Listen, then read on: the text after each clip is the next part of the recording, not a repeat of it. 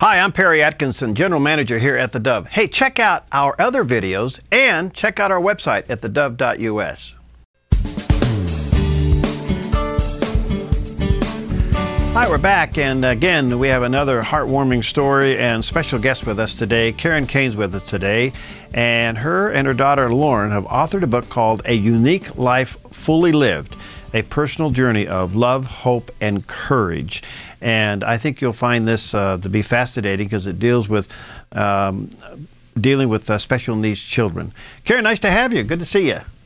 Hi, good morning. Thank you. All right. Well, listen, first of all, happy Mother's Day. Thank you so much.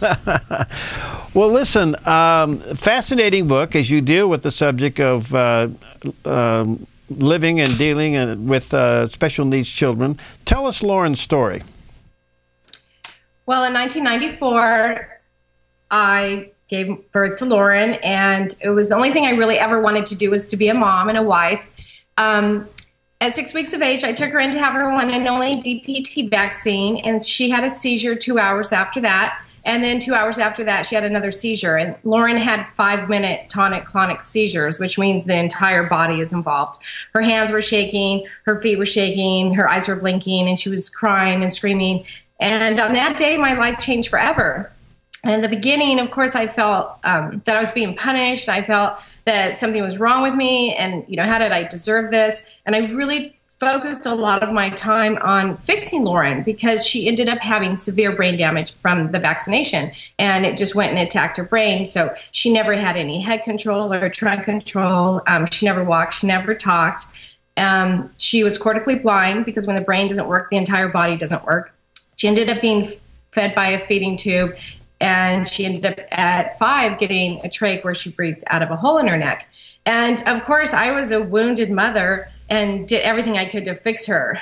And she taught me the beauty of Lauren was that she just taught me she was so peaceful with who she was and what was going on.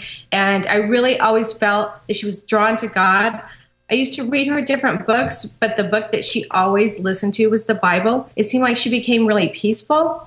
And what she really taught me was that she was perfect the way she was, and she was here to do God's work. And I really needed to heal myself and heal my attitude towards that and towards her. Wow. So I really needed, as a mother, to dig deep into my beliefs and why she was here. Boy, what a story. Certainly that transition of your own heart didn't happen overnight. There was a period of time, I'm sure you were just going, what in the world am I in for?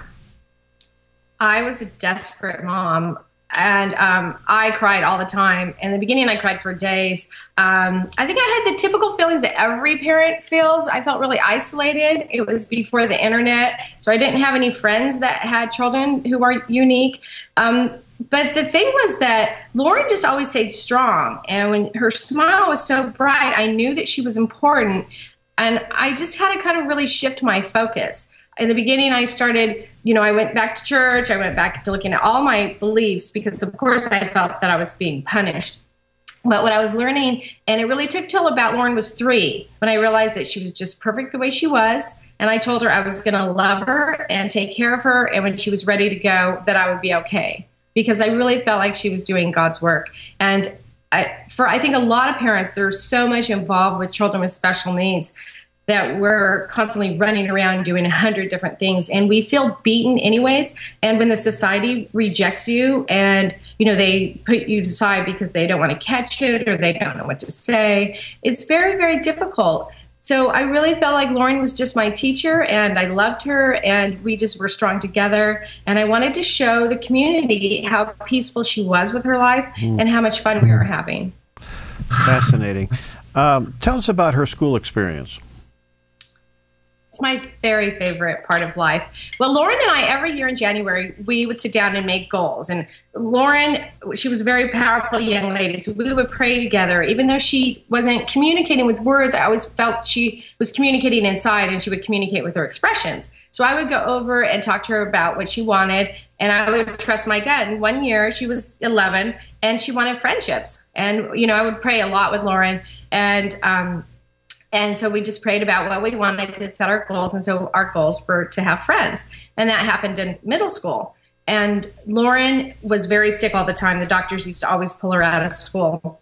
And so I bribed her pediatrician saying, you know, if we let Lauren stay in school, we'll take her out if she gets sick. So I told Lauren, I said, you have to be really well. And then another blessing came in when her nurse, Debbie, came. So Debbie was a woman that I met when Lauren was going into 6th grade. And Debbie, total Christian, came over and just was really open to Lauren. She fell in love with Lauren. And Debbie and I worked together to get her to have friends. So it wasn't very easy. We both cried a lot trying to put that process in because, you know, middle school is kind of a difficult age. Right. But one day, Debbie just got up in front of class and said to the class that, you know, this is Lauren and she has brain damage. And she just told her a little bit about how Lauren did things. And a boy raised his hand and said, can she walk? And she said, no. Can she talk? No. Can she see? Well, no. Then he said, is she the worst disabled kid ever? And she said, well, maybe at this school, but come into the class and you can say hi to her and her friends. So on that day, 2 different groups of girls actually came in and saw Lauren and met all of Lauren's classmates. And from that day forward, they came in every single day. They came in on the bus to see what she was wearing, to make sure she was awake, because Lauren would sometimes nap at school.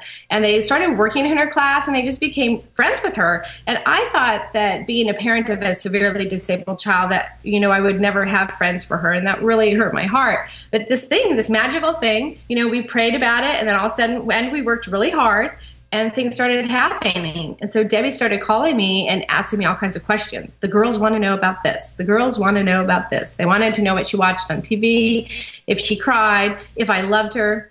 And then she said, the girls want to know if she's ever had a sleepover. And I said, well, no. Do you think they want to have one? And so she said, yes, I do. So from that day forward, we had sleepovers. Lauren had a best friend named Sarah Rivera. She went to camp with her. We went to Disneyland. And it was just, you know, I think both of our biggest dreams of just having friends. You know, what's so powerful about this, Karen, is not only for you and for the life of Lauren, but look what you have done to her friends. Her friends still, well, Sarah Rivera and I are very close still, but her friend just wrote me the other day and said that I think of Lauren every day, and I miss her, and I love being part of her life. And one of the best compliments was that Sarah told me that she never knew Lauren was that sick. And Lauren's bedroom was decorated cute, and we had fun, and we did Rock Band and Guitar Hero, and we watched scary movies. And we just really had a lot of fun. And I think that parents need to be reminded, especially on Mother's Day, that this is the most important job that any mother will ever have. And I know it's a lot of hard work, but every time I speak to families, I say this one quote because I really believe that it kind of summed up everything for Lauren. And it is, God often uses those considered unimportant in the world's eyes to reveal his will. And I really believe that's what Lauren was about. Wow. She was this little tiny girl that with love and faith and her strength and courage, she really changed the way people did their lives. Wow. This is incredible, and I'm going to run out of time, but let me ask you a couple of things quickly. I understand that she got a prom dress. You may want to talk about the prom, the date, and then entering into Miss Teen Pasadena. Can you wrap that up real quick? I mean, those are big things. I never thought that my daughter would have friends, and I never thought that she would go to the 8th grade graduation. It actually was with her friends. We had a big makeup party, and then she went and she danced with a boy 6'2" all night long. In high school, she went to the homecoming dance with 4 or 5 seniors, and I wasn't invited, but that was very age appropriate for her. And she took her nurse. And then what was the last one? Oh, about the beauty pageant. She ended up being in a beauty pageant with 240 mainstream girls. And I was really nervous, and I think she was too. But I think by just going out there, the girls were kind of attracting to her, and they wanted to ask questions, and they were jealous because she had the coolest wheelchair. So I want to really remind moms to just get out there and hold your head up high and be the change that you want to see by others, and know that you're doing a really important job, and our children are beautiful, no matter their ability. Well, you're a great advocate for this. I understand you travel all over the country and are in other countries talking about special needs children. What do you want parents to take away from your book? I want parents to have hope. I want parents to know that they're doing important work, and I want parents to know, and their friends and their family, that every child is important. These are God's children. We're all here, and we're important and to be celebrated. So please, take care of yourself so you can enjoy your child and have as much fun as possible. Well, Karen, you are an inspiration. Thank you. The book is entitled A Unique Life Fully Lived, A Personal Journey of Love, Hope, and Courage by Lauren and Karen Kain. There's a picture up there. You're holding it up a little bit higher. There you go. Good. Very good. Hey, thank you so much, and stay in touch, okay? Thank you. All right. Happy Mother's Day. We'll be right back.